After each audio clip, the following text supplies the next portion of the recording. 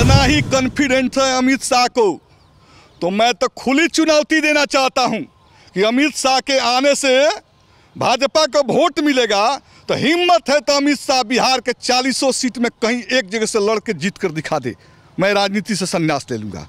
अमित शाह को बिहार का एक कुत्ता भी वोट देने वाला नहीं, आदमी तो आदमी, कुत्ता भी वोट नहीं देगा। बिहार के 40 सीट पर भाजपा की करारी हार होगी। हार ही नहीं, बिहार के धरती जो है बीजेपी आरएसएस के लिए कब्रिस्तान बनेगा।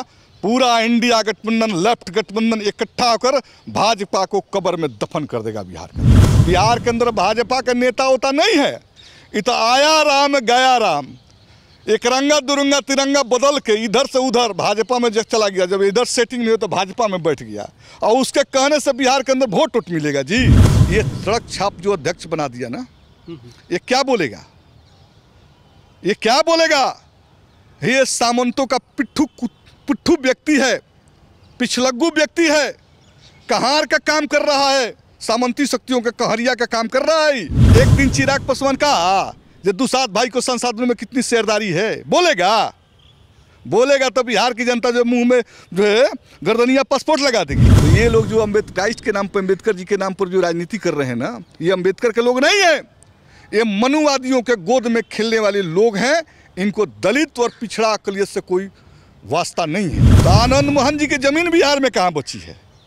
अरे इंडिया गठबंधन में आके एक आध गो सीट मिल जाए किसी नेता के चाटुकारी से तो नैया पार लग जाए, उससे ज़्यादा कुछ आनंद मोहन की जो है बिहार के अंदर जमीन वमीन नहीं है। जो भरम में लोग हैं। नमस्कार, आप देख रहे हैं आरएडी न्यूज़। मैं हूं योगेश चक्रवर्ती और इस वक्त हम बिहार विधानसभा परिसर में हैं। हम आपको बता दें कि अभी बिहार में जातीय गणना को लेकर चर्चा का बाजार गर्म है। लोग इस बात की चर्चा कर रहे हैं कि जातीय गणना एक तरफा हुई है। वहीं अगले महीने नवंबर में अमित शाह जो देश के गृह मंत्री हैं वो आने वाले हैं। इन तमाम मुद्दों पर हम बात करते हैं सीपीआईएम के विधायक सत्येंद्र यादव जी से। सत्येंद्र जी, जिस तरह से जातीय गणना की रिपोर्ट आई है और उसके बाद कहा जा रहा है कि ये रिपोर्ट एक तरफा एक खास जाति को बढ़ावा दिया गया, उनकी संख्या बढ़ा दी गई है। ये बिहार के अंदर जो जातिगत जनगणना की रिपोर्ट आई है, रिपोर्ट को देखने के बाद कुछ लोगों की बौखलाहट हो गई है, और बौखलाहट होना लाजमी है। 1931 के जो कास्ट सेंसस है और ये अभी जो कास्ट सेंसस हुए हैं, दोनों के प्रतिशत में कोई खास अंतर नहीं है। 2011 में भी कास्ट सेंसस हुआ, तो जिनको इस जनगणना से इतराज़ है वो 2011 को प्रकाशित करने या कराने की बात क्यों नहीं करते? वो बात नहीं करेंगे। ये बौखलाहट के पीछे एक कारण है कि जातिगत जनगणना ने बहुत सारे रहस्यों से पर्दा उठाने के काम किया है। बिहार के अंदर जो 63% पिछड़ा अति पिछड़ा जो जाति है, 19% जो दलित जातियां हैं और अनुसूचित जनजाति है, वो जातियों को अगर जोड़ दें तो 85% जातियां जो है वो हो जाते हैं।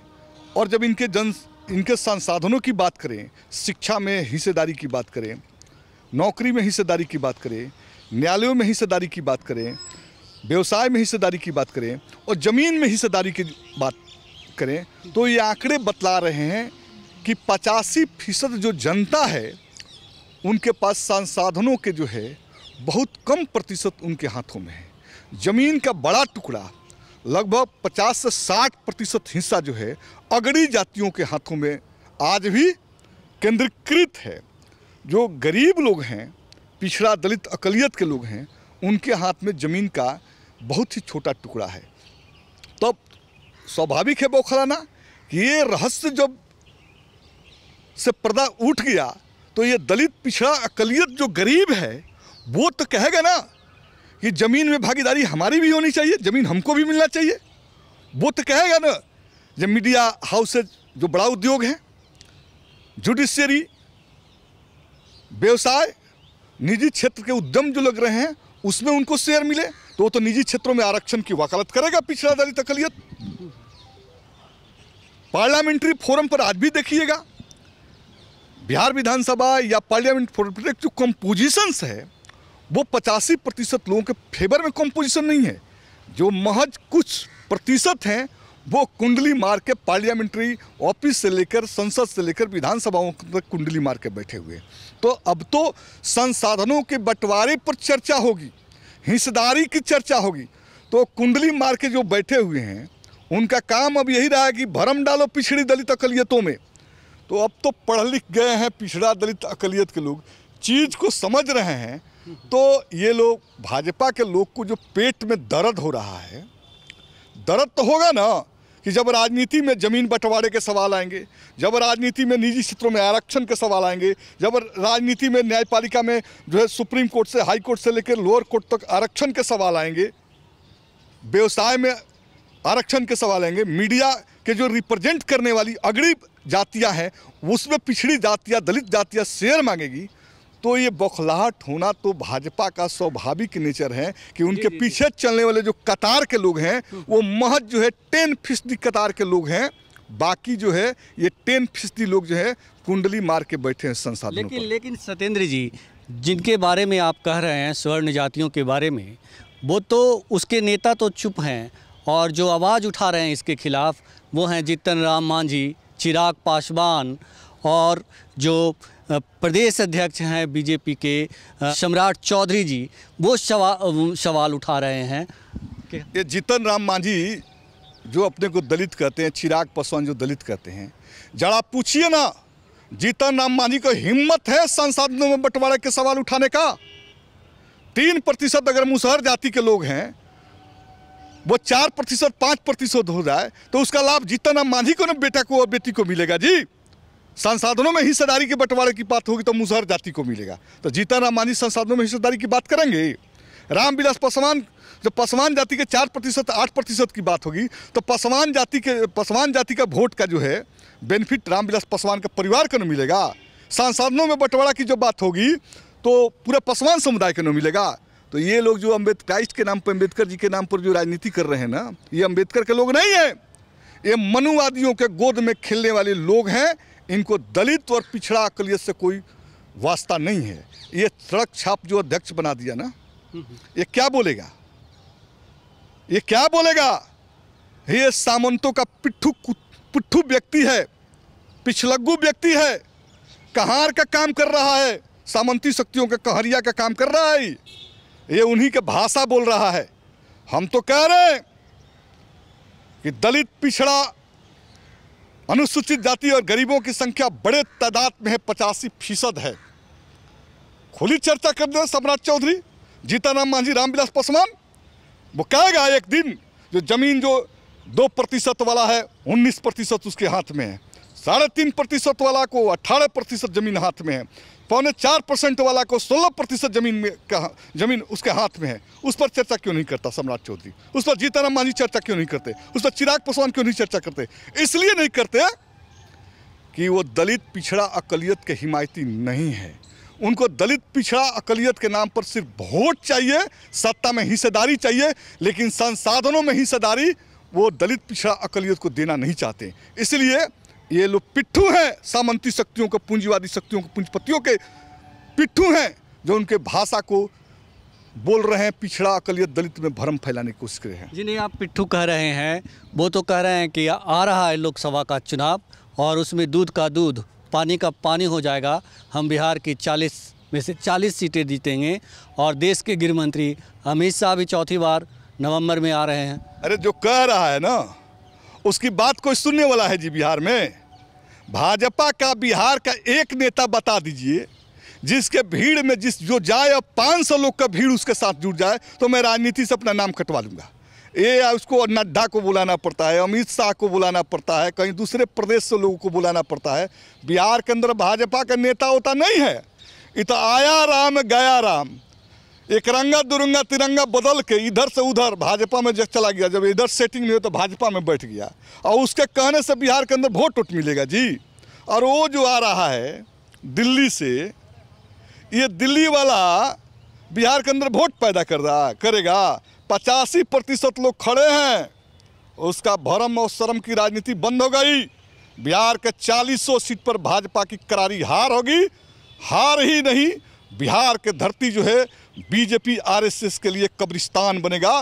पूरा इंडिया गठबंधन, लेफ्ट गठबंधन इकट्ठा होकर भाजपा को कब्र में दफन कर देगा बिहार के अंदर। लेकिन कहा तो यही जा रहा है कि अमित शाह के आने से जो है यहाँ की राजनीतिक फिजा बदलेगी, माहौल बदलेगा, लोगों का मन बदलेगा, इसीलिए बार बार अमित शाह जो है बिहार आ रहे हैं। अरे इतना ही कॉन्फिडेंस है अमित शाह को, तो मैं तो खुली चुनौती देना चाहता हूं कि अमित शाह के आने से भाजपा को वोट मिलेगा। तो हिम्मत है तो अमित शाह बिहार के 40 सीट में कहीं एक जगह से लड़ के जीत कर दिखा दे, मैं राजनीति से संन्यास ले लूँगा। अमित शाह को बिहार का एक कुत्ता भी वोट देने वाला नहीं, आदमी तो आदमी, कुत्ता भी वोट नहीं देगा। ये बताएं कि अब जिस तरह से आप कह रहे हैं, दावे कर रहे हैं, लेकिन तो बीजेपी ये कह रही है, बार बार लगातार कह रही है कि जो 40 में से 40 सीटें हम जीतेंगे। अरे भाई, अब कहने से उसको रोक दे, वो तो कहेगा ना। अगर 40 में 40 जीतने वाला तो कहने की क्या जरूरत है, सब जीत लेता। इस बार बिहार के अंदर उसकी विदाई हो गई है। हमने कहा विदाई नहीं, भाजपा कब्र में दफन होगी। और इसीलिए उनकी बेचैनी है, कह रहे हैं कि 40 में 40, 40 में 40, 40 में 40। है कहाँ जनता? बिहार के लोग तो कह दिया ना मैंने कि 10% की नुमाइंदगी करने वाली भाजपा पार्टी जो भूपतियों की पार्टी है, पूंजीपतियों की पार्टी है, सामंतों की पार्टी है, इस सामंत भूपति और पूंजीपति के साथ बिहार का अकलियत पिछड़ा दलित जाएगा जी। बिहार का समाज 2 टुकड़ों में विभक्त है। एक जो संसाधनों पर कुंडली मारकर बैठे हैं और एक जो संसाधनों में हिस्सेदारी चाहते हैं। इसके बीच की लड़ाई है और हिस्सेदारी चाहने वाले इंडिया गठबंधन के साथ है। नहीं तो फिर आप आनंद मोहन को किस कैटेगरी में रखते हैं? आनंद मोहन जो अभी जेल से बाहर आए हैं, वो तमाम तरह के दावे कर रहे हैं, यहाँ तक कि मनोज झा को क्या कुछ कहा आप जानते ही हैं। आनंद मोहन जी कि कोई राजनीतिक विचारधारा है जी? अभी है ना महागठबंधन के लोग के यहाँ गिड़गिड़ा रहे थे, लालू जी के यहाँ गिड़गिड़ा के 6 महीना पहले जेल से छूट के आए हैं और सीट नहीं मिला तो उलूल जुलूल बोल रहे थे। और अभी 2 दिन पहले गार्जियन मान लिए। तो आनंद मोहन जी की ज़मीन बिहार में कहाँ बची है? अरे इंडिया गठबंधन में आके एक आध गो सीट मिल जाए किसी नेता के चाटुकारी से तो नैया पार लग जाए। उससे ज़्यादा कुछ आनंद मोहन की जो है बिहार के अंदर ज़मीन वमीन नहीं है। जो भरम में लोग हैं, जाए गांव में, बिहार की जनता सच्चाई जानती है और सबका चाल और चरित्र जानती है। कोई बाहुबली कोई जो है बड़बोला नेता के पास वोट है, कोई वोट नहीं है। वोट इंडिया गठबंधन के है। झूठ साच बोल के नेता के चाटुकारिता करके दरवाजे पर नाक रगड़ के टिकट लेके जीत जाना एक बात है, अपने समाज के वोट दिलाना दूसरी बात है। तो आज हालात है अपने समाज के लोग वोट दिलवा दें। अरे इंडिया गठबंधन के साथ 85% जो वोट खड़ा है ना, उस वोट के लालच से उधर जो जगह नहीं मिल रहा है, इधर चाटुकारिता पर उतर गए हैं। लेकिन उनके बेटे का तो कल ही, छोटे बेटे जो हैं, उनका बयान आया है कि हम किसी के बंधुआ मजदूर नहीं हैं। अगर हम आरजेडी के साथ हैं और गए थे तो इसकी वजह थी कि हमने उनके लिए, तेजस्वी को मुख्यमंत्री बनाने के लिए हमारी माँ लवली आनंद ने पूरे बिहार में घूम करके प्रचार किया था। सब लोग तेजस्वी का मुख्यमंत्री बना रहा था, अपने विधायक जीतने की औकात नहीं है, चले हैं तेजस्वी का मुख्यमंत्री बनाने। अरे तेजस्वी में जो क्वालिटी है ना, आरजेडी के जो जनाधार है, जन समर्थन है, उसे न वो नेता है जी। तेजस्वी ज़्यादा उसे न मुख्यमंत्री बनेगा। जो खुद विधायक की सीट नहीं जीत सकता, वो टिकट के लिए दर बदर हो रहा था, वो दावा करता है कि हम बना देंगे। ये बड़बोला बात बेकार की चीज़ें हैं। आप सबको इंटरव्यू में मत लाइए।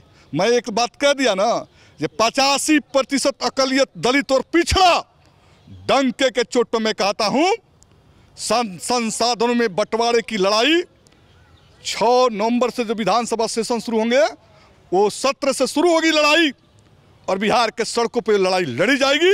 जो जल जंगल जमीन आरक्षण, विधानसभा, Vidhan Parishad, MP, MLA, judiciary, व्यवसाय, उद्योग धंधे में जो शेयर की बात करेगा, जो संसाधनों की बंटवारे की बात करेगा, वही लड़ाई में टिकेगा। और ये लड़ाई तो सब लोग समझ गए हैं जो मलाई खाने वाले हैं कि अब मामला लड़ाई कहाँ चली गई, तो बहुत लोग आएंगे उधर से, लेकिन ये बात नहीं करेंगे, हिस्सेदारी लेके उड़ जाएंगे। लेकिन हम संसाधनों में हिस्सेदारी की लड़ाई लड़ेंगे। आखिरी सवाल आपसे कि आप कह रहे हैं कि संसाधनों की बात करेंगे, जातीय जनगणना में यादव के बाद दूसरे नंबर पे पासवान समुदाय का नंबर है, उनकी संख्या है, और चिराग पासवान कहते हैं कि हम उनके नेता हैं। अरे भाई, अब जाति के कौन कौन नेता हैं हम नहीं कहते हैं। 4%, 14%, 15%, 10%, 2%, 3%, 1%, ये कौनों किसी जाति का नेता नहीं है। कोई किसी जाति का नेता है, सबका जाति से अलग अलग आधार है। तो वो लोग कहेंगे चूंकि जाति की संख्या गिना के अपनी राजनीतिक दुकान चलाना है। अरे जाति की संख्या गिनाते उसके साथ कहते ना कि संसाधनों में उसकी कितनी शेयरदारी है। एक दिन चिराग पासवान कहा जो दुसाद भाई को संसाधनों में कितनी शेयरदारी है, बोलेगा तो बिहार की जनता जो मुंह में जो है गर्दनिया पासपोर्ट लगा देगी। इसलिए कि जो दुसाद जाति के लोग हैं बड़ी धरती पर मेहनत करते हैं, मजबूती से अपनी जीविका के लिए संघर्ष करते हैं, लड़ाई करते हैं। आज उनके पास जमीन की मात्रा आपने देखा ना, क्या प्रतिशत जमीन है उनके पास? जमीन का छोटा सा टुकड़ा भी उनके पास नहीं है। तो क्यों नहीं कहता, अगर कोई अपने जाति के नेता है तो क्यों नहीं कहता कि संसाधनों में बंटवारा करके जमीन उनको दिया जाए? कहेगा चिराग पासवान एक दिन। सिंगल लाल झंडे की पार्टी कहती है संसाधनों में बंटवारा और हिस्सेदारी होनी चाहिए। ये सब जाति की संख्या गिनाकर एमपी एमएलए के टिकट मांगता है, सीट मांगता है, अपना पेट भरता है। गरीब बुर्बा जवाम की अपने जाति के लोग को हिमायत में नहीं खड़ा होता है। एक वो स्टेटमेंट्स देखे हैं, बता दे चिराग पासवान कि 4% उनकी जाति की संख्या है, अच्छी बात है, अधिक भी होना चाहिए, लेकिन संसाधनों में उसकी शेयरदारी है नहीं है। तो कहीं कहा जो जमीन जो है केंद्रीकृत है एक वर्ग के पास, वो जमीन छीनकर उनको बांटा जाए। क्योंकि दुसाद जाति के लोग जो है किसान हैं, खेतिहर मजदूर हैं, मेहनती हैं, जमीन ठेका बटैया पर जोतते हैं। तो उसकी बात कह रहा है चिराग पासवान, ये ठेका बटैया जोत करने वाले जमीन उसको दिया जाए? नहीं कह रहा है। क्यों नहीं कह रहा? इसलिए कि सामंतों में के गोद में बैठ कर खेलने वाला व्यक्ति कभी दलित और पिछड़ा का हिमायती हो सकता है? तो न जीतन जी दलित और पिछड़ा का हिमायती है, न दूसरे लोग हैं जो सामंतों के खूंटा के बंधे हुए मजदूर हैं जो उनके हाथों में खेलते हैं, वो कभी दलित पिछड़ा अकलियत के हिमायती नहीं होंगे।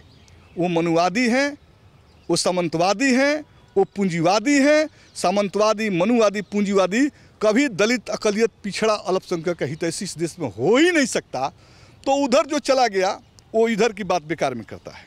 हमसे बात करने के लिए आपका बहुत शुक्रिया। थैंक यू, धन्यवाद। तो ये थे सीपीआईएम के विधायक सत्येंद्र यादव, जिन्होंने साफ तौर पर कहा कि जो दलितों पिछड़ों को संसाधनों में हिस्सेदारी की बात करेगा वही इंडिया पर, वही बिहार पर राज करेगा।